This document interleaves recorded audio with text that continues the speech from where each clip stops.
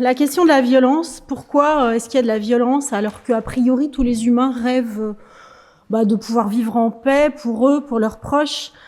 Est-ce que cette violence, elle est inéluctable? Est-ce qu'elle est intrinsèquement liée à notre nature duelle d'être humain?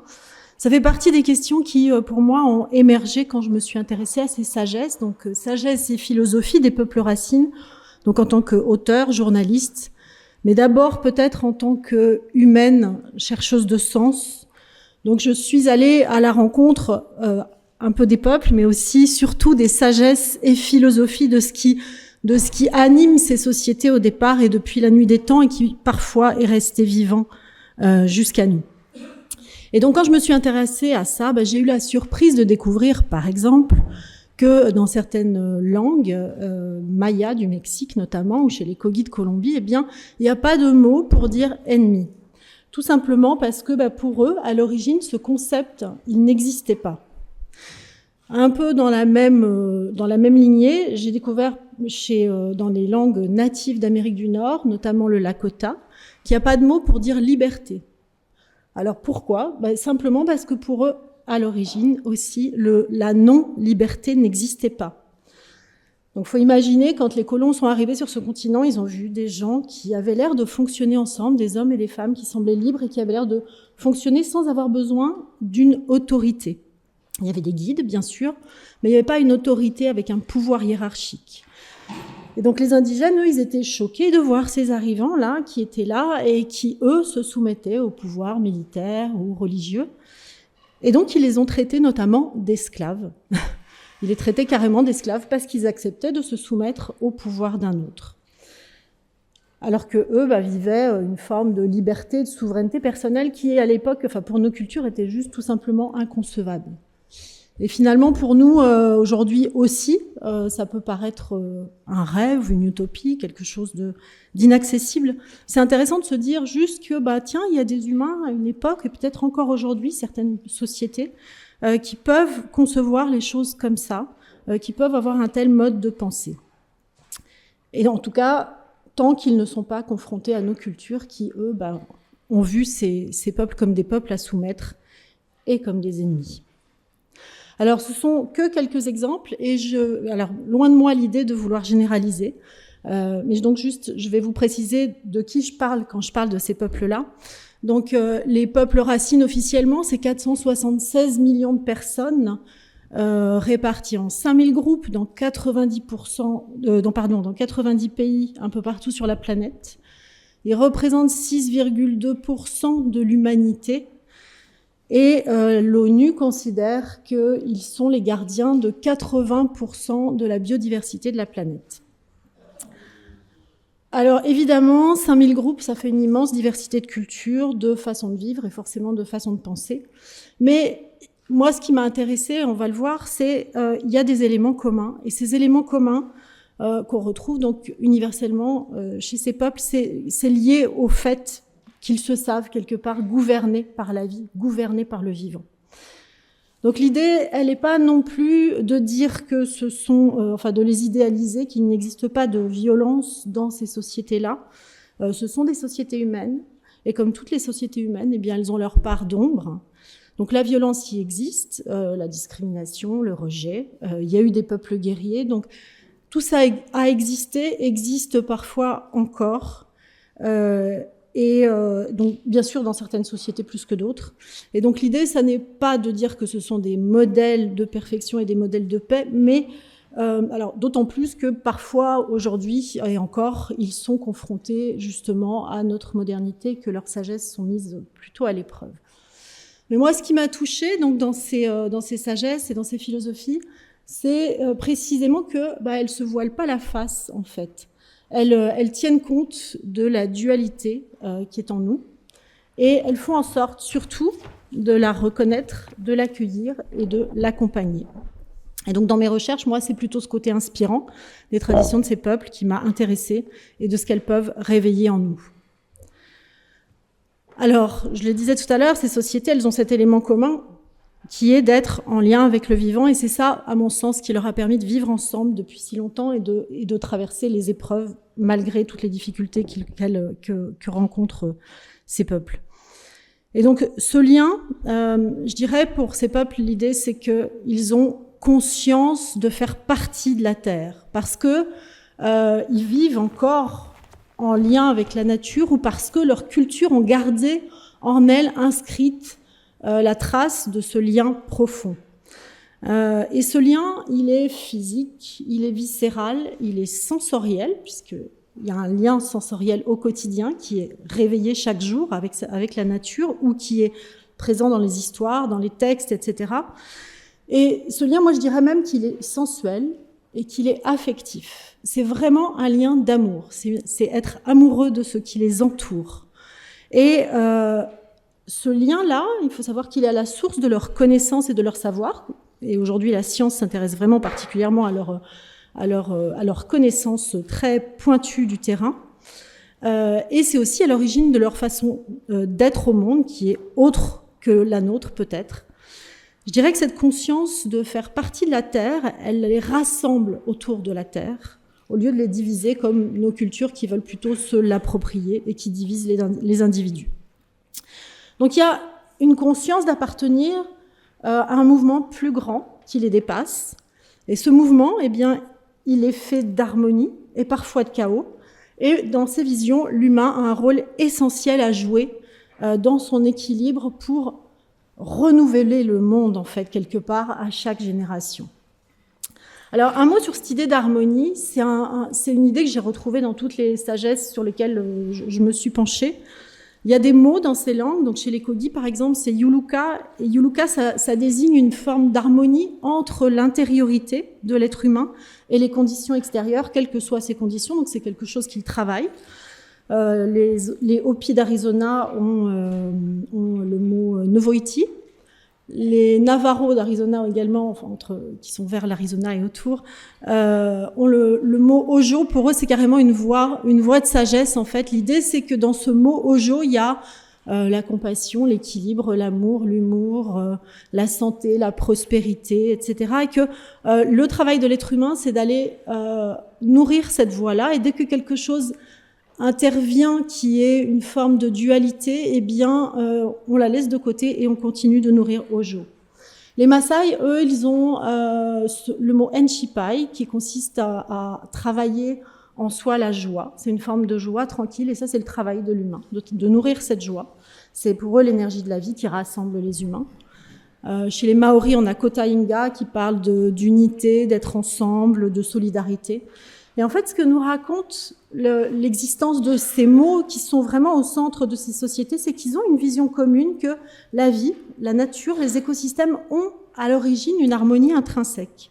Alors avec parfois des moments de rupture, bien sûr, mais qui doivent ensuite pouvoir se rééquilibrer pour que la vie puisse perdurer. Et donc la vision commune à ces cultures, c'est que être humain, alors être humain, c'est intéressant de mettre l'accent là-dessus, c'est que souvent c'est les noms que se sont donnés ces peuples à l'origine, si on les traduit, ça veut souvent dire être humain ou bien les vrais humains. Et donc pour eux, être humain, ça signifie travailler à l'équilibre et entretenir cette harmonie. On retrouve ça dans toutes ces sagesses et philosophies, en tout cas celles que j'ai pu explorer. Alors comment on entretient cette harmonie ? Eh bien, en la cultivant en soi-même et dans toutes ses relations. Et pour permettre ça, ces cultures, elles prennent soin notamment de 4 espaces dont je voulais vous parler particulièrement aujourd'hui. Le premier espace dont je voulais vous parler, je l'ai nommé l'accueil continuum. Ce terme, je l'emprunte à une chercheuse américaine qui s'appelle Jean Lidloff, qui a vécu dans les années 60-70, notamment avec les Yékwana du Venezuela. Et elle pointait leurs différences entre leur façon d'accueillir et d'élever leurs enfants et nos propres façons de le faire. Chez eux, à la naissance, eh bien, le bébé va rester en contact avec le corps de sa mère, il va passer des bras de sa mère aux bras du père, etc., des autres, de toute la famille. Et en fait, il va faire en sorte qu'il n'y ait pas de rupture, enfin le moins, on va dire, de rupture possible dans son passage vers la vie. Et ça va continuer tout le temps de l'éducation. D'où le terme de continuum. En grandissant, il va apprendre le monde par lui-même, il va aller explorer depuis son propre élan de vie. Vous savez, cette curiosité qu'ont les enfants, en fait, c'est un élan naturel, et tout ça va être ce qui va les mener vers le monde et le mener d'une façon sensorielle et directe. Et donc, quand l'enfant va commencer à marcher, à se mouvoir, il va l'explorer autour de lui. Et finalement, c'est la vie. c'est la nature qui va lui dire quelles sont les limites qu'il va finir par découvrir à travers sa propre expérience. L'adulte va être là plutôt pour sécuriser, mais il va pas imposer son pouvoir. Et l'enfant va, pour apprendre, imiter les plus grands. C'est un des mécanismes d'apprentissage naturel de l'être humain, c'est d'imiter. Donc on va pas l'empêcher d'aider, par exemple. On va pas lui dire, bah non, là t'es trop petit, tu peux pas, etc. On va pas l'empêcher d'aller se balader, d'aller découvrir le monde. Au contraire, il va être encouragé là-dedans. Et l'adulte va être là pour le sécuriser, mais sans lui imposer son pouvoir. Donc, par exemple, oui, on va avoir quelque chose comme chez les Maasai ou les Pygmées. Souvent, on voit des enfants qui se baladent avec des couteaux, des machettes. Enfin, c'est pas rare en tout cas, et ils savent très bien s'en servir. Et à aucun moment les adultes ne vont leur inculquer leur peur en fait. Ils vont l'informer des dangers, mais pas dire attention, c'est dangereux, etc. Et donc, ça va permettre aux enfants petit à petit de se responsabiliser en fonction de leur âge et de leur capacité. Et ça va créer aussi moins de frustration. L'adulte sera moins le frustrateur, mais plutôt l'accompagnant. Et ça, à l'arrivée, ça crée moins de rébellion. Il faut savoir qu'il y a très peu ou pas de crise des 2 ans, la fameuse crise des 2 ans des enfants qui veulent prouver qu'ils existent, en fait, quelque part. Il y a pas non plus de crise d'adolescence, parce que ces passages-là sont accompagnés dans ces sociétés comme tous les grands passages de la vie, en quelque sorte. Et à l'arrivée, cet accueil continuum, on pourrait dire que il crée des sociétés où est encouragée la participation, là où peut-être on peut dire que nous vivons dans des cultures qui ont tendance à favoriser l'opposition dont on parlait tout à l'heure. Alors un autre espace qui va favoriser cette participation aussi, c'est la connaissance de soi comme préalable. J'évoquais tout à l'heure que ces cultures s'inspirent du vivant. Et donc, quand on observe la nature, il suffit de regarder un écosystème pour constater que tout a une place dans un écosystème. Donc c'est une idée, c'est une vision que partagent ces peuples, ces cultures, c'est que chaque élément a sa place. Et donc forcément, tout individu, toute personne qui vient dans la vie a aussi une place. Et si les animaux, les oiseaux, les plantes connaissent leur place et se posent pas de questions et jouent leur rôle, eh bien les humains, eux, l'ont oublié. Et ça, c'est les hommes. Enfin, j'ai lu plusieurs textes d'hommes médecine qui mettent l'accent là-dessus, sur le fait que nous avons oublié pourquoi nous sommes venus. Et donc, pour cette raison, parce qu'elles voient les choses de cette façon-là, ces sociétés, elles s'organisent pour accueillir l'être comme il est et l'accompagner à se connaître. Et donc, pendant ce temps-là, le groupe va être là pour répondre ensemble à ces besoins de base qui vont être le besoin de sécurité, avoir de quoi manger, avoir un toit, nourrir son besoin d'appartenance à une communauté humaine, et ça va aider l'individu à chercher et à trouver un sens de soi. Donc, ces sociétés et leurs membres vont être dans une logique de connaissance de soi permanente, à travers des rituels, des rites de passage, des cérémonies, bien sûr, des temps de partage. Chez les Bushmen, par exemple, on va se retrouver autour du feu le soir, et puis on va raconter toutes ces histoires, tout ce qu'on a vécu. Il y aura un chaman qui sera là si besoin. Chez les Kogi, toutes les nuits, on va se retrouver dans les nuées, on va idem échanger sur la vie collective et sur tout ce qui a pu émerger.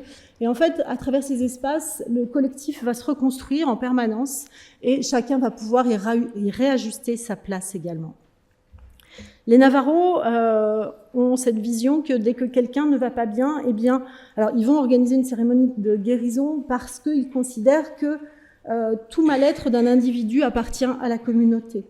Ils considèrent qu'un problème n'est jamais personnel, et donc ils vont organiser une cérémonie pour pouvoir soigner tous ensemble, parce que à travers le soin qu'on va apporter à l'individu, eh bien, c'est le groupe dans son entier qui va être soigné. Ailleurs, on va trouver des pratiques comme des temps de parole avec un chaman, des huiles de sudation, des cérémonies chamaniques, etc. Et donc tous ces espaces de guérison, ils vont permettre à la fois d'exprimer les émotions, de nettoyer les traces qu'ont pu laisser ces émotions, de les transformer donc, et aussi de se réunir. Et ils sont ouverts en permanence, régulièrement, pour permettre de maintenir quelque part une hygiène émotionnelle et relationnelle. Alors ce soin aux intériorités, il est très important parce que dans ces philosophies, elles considèrent que le travail de l'être humain, c'est de harmoniser en soi les contraires. Et il y a le psychiatre Carl Gustav Jung qui s'est notamment inspiré de ses voyages auprès de ces peuples, qui disait que la vie réelle de l'homme est faite d'un ensemble inexorable de contraires, le jour et la nuit, la naissance et la mort, le bonheur, la souffrance, le bien et le mal. Et s'il n'en était pas ainsi, eh bien, la vie s'interromprait. Les sagesses de ces peuples, elles tiennent compte de ces contraires, en fait. Et donc, chez les Maasai, les Kogi, il y a des sages, des hommes médecine qui vont guider les personnes dans ce chemin, les jeunes, mais aussi tout au long de la vie. Et par exemple, dès qu'il y a des épreuves ou des moments difficiles, ils vont être soutenus, les individus vont être soutenus. Les Maasai disent notamment que les épreuves sont des cadeaux, parce qu'elles sont des occasions d'apprendre à se connaître et aussi d'harmoniser justement ces contraires en soi. Donc on va harmoniser la joie, la tristesse, la colère, la paix, le courage, la lâcheté, etc. Et pour ça, il y a des pratiques que nous, on nommerait probablement initiatiques, mais qui sont en réalité des initiations à la dualité de la vie. Et pour eux, ce sont des pratiques qui sont des pratiques d'hygiène collective, d'hygiène individuelle et des pratiques d'éducation également. Et donc connaître ces contraires, ça va permettre de ne plus les percevoir comme des opposés, mais comme des complémentaires qui vont être nécessaires à la vie et que lorsqu'on va les harmoniser en soi, eh bien, on va pouvoir devenir en soi-même des gardiens des équilibres. Et donc ça permet aussi un soin particulier à la relation. Alors un point que je n'ai pas encore évoqué, c'est que dans les philosophies de ces peuples, elles considèrent que le monde a deux faces, une visible, une invisible, et donc ce qu'on voit n'est que l'émergence de ce qui se joue dans l'invisible. Et donc c'est l'invisible des êtres et l'invisible des relations avant toute chose. Et donc d'où le fait qu'il va y avoir un soin particulier à cette relation dans ces sociétés. Et donc en plus des rituels que j'évoquais, ça se traduit par exemple par des coutumes et des pratiques qui sont des éléments culturels qui permettent aux humains de fonctionner ensemble. Par exemple, tout à l'heure, on a chanté en début de journée, ça, c'est des éléments culturels qu'on retrouve dans toutes ces traditions. Il y a aussi, par exemple, la coutume de bienvenue. Jean Lidloff racontait que chez les Yekwana, il y avait, quand des voisins arrivaient sur place, eh bien, ils allaient s'asseoir dans un coin, ils allaient rien dire. Ils allaient rester silencieux pendant très longtemps, et puis petit à petit, il y avait tout un protocole mis en place, on allait leur amener à manger, ils allaient continuer à rester là en silence, à observer, et puis au bout d'un moment, au bout de plusieurs heures, ils allaient pouvoir commencer à se parler. L'idée, c'est dans ce rituel de bienvenue, de cette coutume, c'est toujours de prendre le temps de se sentir et de se mettre ensemble, en fait, d'une certaine façon. Et chez les Kogi, on a aussi tout un tas de rituels quand les visiteurs arrivent sur leur territoire, où ils vont demander aux personnes de faire un travail sur elles-mêmes pour pouvoir arriver dans un certain état d'harmonie sur leur territoire pour pouvoir préserver l'équilibre d'une certaine façon. On a aussi des pratiques comme les offrandes. Il y a beaucoup de peuples en Amérique du Nord, en Océanie, où il y a des potlatches. Donc c'est des moments où les objets vont circuler entre les personnes. Je ne vais pas rentrer dans le détail parce qu'il y a plein de pratiques, mais toujours ce sont des pratiques qui vont être porteuses de sens et qui vont organiser et prendre soin des relations. Ce que je trouve intéressant à mettre en parallèle avec nos façons à nous de faire circuler les objets dans nos sociétés. Ça peut questionner quelle est la place de la circulation des objets dans nos sociétés et comment on le fait. Et ce soin à la relation, les Maasai ont une façon qui est intéressante d'expliquer pourquoi c'est important. Ils considèrent que l'autre est le prolongement de soi-même. Autrement dit, ce qui me traverse l'autre, et réciproquement. Et donc, il s'agit de ne pas perturber l'autre et de prendre soin de lui, évidemment, comme de soi. Donc, pour cette raison, ils ont des petites pratiques comme toujours encadrer une mauvaise nouvelle de deux bonnes pour ne pas le laisser dans une énergie négative. Et ils considèrent, par exemple, que le pire des péchés, eh bien, c'est la médisance. Parce que si on médit sur quelqu'un, on lui envoie de l'énergie négative. Dans la langue Lakota, on retrouve quelque chose d'un peu similaire, puisqu'il n'y a pas de mot pour insulter, parce qu'on considère que l'autre n'est jamais inférieur à soi-même. Alors, chez les Kogi, en Colombie, tout ce qui va être jalousie, colère, violence, eh bien, ça va pour eux à l'encontre des lois de ce qu'ils appellent Seiwa. Et Seiwa, on peut traduire ça par la conscience. Alors, c'est la conscience qui anime le monde et dont on fait partie. Et donc pour eux, ces émotions, elles doivent être soignées pour comprendre d'où elles viennent et pour pouvoir préserver les équilibres dont la vie a besoin. Les Navarros, ils font la même chose en réintégrant toute dualité dans Hojo, comme je disais tout à l'heure. Donc, dans ces visions, cultiver du ressentiment, juger l'autre, bien sûr, le jalouser, eh bien, ce sont les signes d'une disharmonie, d'une blessure qu'on va avoir en soi et qui a besoin d'être éclairée, réharmonisée et soignée. Et les Maasai disent qu'il s'agit de remettre de l'ordre en soi pour que le chaos intérieur ne déborde pas sur l'extérieur. Et si c'est essentiel pour ces sociétés, c'est parce qu'ils ont conscience, quelque part, que ce qui m'appartient fait partie du monde. Ça rejoint un peu ce que j'ai entendu tout à l'heure, c'est que la façon dont je me comporte, la façon dont je vais penser le monde, dont je vais me mettre en relation avec lui, eh bien, ça fait partie de l'écosystème et ça détermine ses équilibres. Parce que, donc, ces sociétés, comme j'évoquais tout à l'heure, ont cette conscience d'un plus qu'humain. Et le monde, la Terre, sont toujours au cœur de leurs problématiques collectives, en fait. Ils vont avoir vraiment ce sentiment d'être comme des cellules ou comme des organes de cette terre, dont ce grand corps vivant dont il s'agit de prendre soin. Et ils n'en sont donc que les gardiens, ils ont la conscience aussi d'en être que les gardiens au service des générations qui suivent. Donc pour ne pas l'oublier, ils vont travailler en permanence cette conscience d'être en lien avec plus grand pour l'incarner dans leur quotidien. Et là aussi, ils ont des pratiques culturelles, donc j'évoquais tout à l'heure les offrandes à la nature. Pour nous, notre pensée cartésienne, on voit un truc de croyance, on se dit « oh là là, c'est vraiment de la pure croyance ». Pour ces peuples, en fait, demander, faire une offrande, remercier, c'est quelque part nourrir à l'intérieur de soi un lien avec la vie qui nous entoure. C'est garder la possibilité d'un dialogue ouvert à l'intérieur de soi. C'est se rappeler qu'on appartient à ce monde plus grand. Et les Lakota ont cette expression qui est « Omitakuye Oyasin ». Il y a plusieurs traductions possibles. Il y a notamment « nous sommes tous reliés », ce qui veut dire qu'on vient tous d'une même source, le mystère de la vie qui nous anime. On l'a traduit aussi par « je suis parent avec tout ce qui existe », ce qui introduit la notion de parenté, d'interdépendance entre l'humain et le vivant. Et on peut la traduire aussi par « je suis ce que je suis grâce à toutes mes relations ». Ce qui nous rappelle que notre place dans l'écosystème, elle est déterminée par tout ce qui nous entoure. Et donc, en prendre soin, c'est aussi prendre soin de soi-même. Les Haudenosaunee, c'est le nom que se donnent les Iroquois, ils ont aussi une pratique un peu qui rejoint ça. Et alors, eux, ils étaient vraiment en guerre. C'était des peuples très guerriers. Et il y a environ 1000 ans, ils ont réussi à faire la paix entre leurs 6 nations. Ils ont planté le grand arbre de la paix. Et ils ont créé une confédération. Et pour célébrer cette paix, pour pouvoir l'entretenir et la transmettre aux nouvelles générations, c'est vraiment quelque chose d'essentiel pour eux, ça. Ils ouvrent encore aujourd'hui toutes leurs réunions, tous leurs rassemblements par un grand discours où sont remerciés tous leurs liens. Et donc il y avait John Moreau, qui était le porte-parole, historien et porte-parole de la Confédération Haudenosaunee, qui parlait d'une sorte de diplomatie iroquoise. Je le cite. Ce discours s'ouvre sur le rappel que nous nous voyons les uns les autres, que nous avons besoin les uns des autres, que nous avons besoin qu'il y ait des humains dans le monde et que c'est une bonne chose, que nous sommes reconnaissants pour cela et signifions que c'est bon de les voir, donc nous les saluons. Après les humains vient la terre, sont ensuite remerciés les eaux, les plantes, les animaux, les vents, la lune, les étoiles, le soleil, l'univers et le grand tout. Et donc la fonction de ce discours, c'est de rassembler les humains, de les amener à ressentir ensemble un état de gratitude et de conscience de faire partie du plus qu'humain, et donc aussi à ressentir quelque part leur responsabilité dans son équilibre.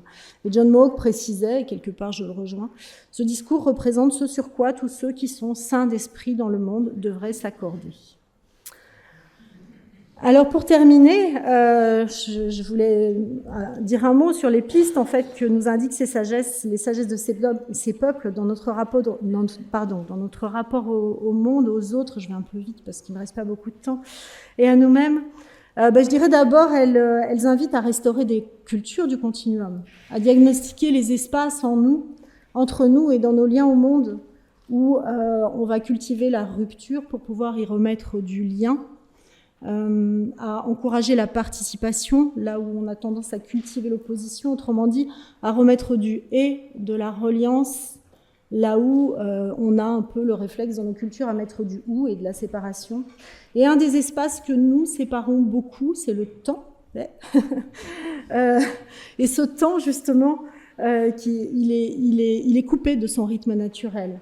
Et on est de plus en plus soumis à l'immédiateté. C'est certainement une des premières violences que nous infligeons d'abord aux vivants et donc aussi à nous-mêmes. Ensuite, elle nous invite quelque part à remettre, à nous réunir dans l'intérêt supérieur de la Terre. Et pour ça, à re-questionner nos intentions. Dans mes actions, mon organisation, mon groupe, mes relations, à moi-même, aux autres, dans plusieurs domaines de la vie, comme l'éducation des enfants, la santé, les modes de gouvernance. Est-ce que mon intention est au service de l'équilibre de la Terre et de la vie pour les générations qui viendront après? Et partout, ça n'est pas le cas, elle nous invite à se poser la question comment refaire de la quête de l'équilibre et de l'harmonie le cœur de nos vies et de nos sociétés. Et pour finir, je voudrais laisser la parole à Élan Noir, qui était un homme médecine Lakota du début du XXe siècle et qui disait « Il existe 3 formes de paix. La première, la plus importante, est celle qui vient dans les âmes lorsqu'elles réalisent leur relation, leur unité avec l'univers et tous ses potentiels. Et quand les gens réalisent qu'au centre de l'univers se tient Wakantanka, que je traduirais ici par la conscience ou le grand mystère qui nous anime pour simplifier, pour réunir, et que ce centre est vraiment partout, il est en chacun de nous. C'est la vraie paix dont les autres formes ne sont que le reflet. La deuxième forme de paix est celle qui se tisse entre les individus, et la troisième est celle qui se tisse entre 2 nations. Mais par-dessus tout, nous devons comprendre qu'il ne peut pas y avoir de paix entre les nations tant que l'on n'a pas fait la vraie paix dans l'âme des hommes. Voilà. Merci.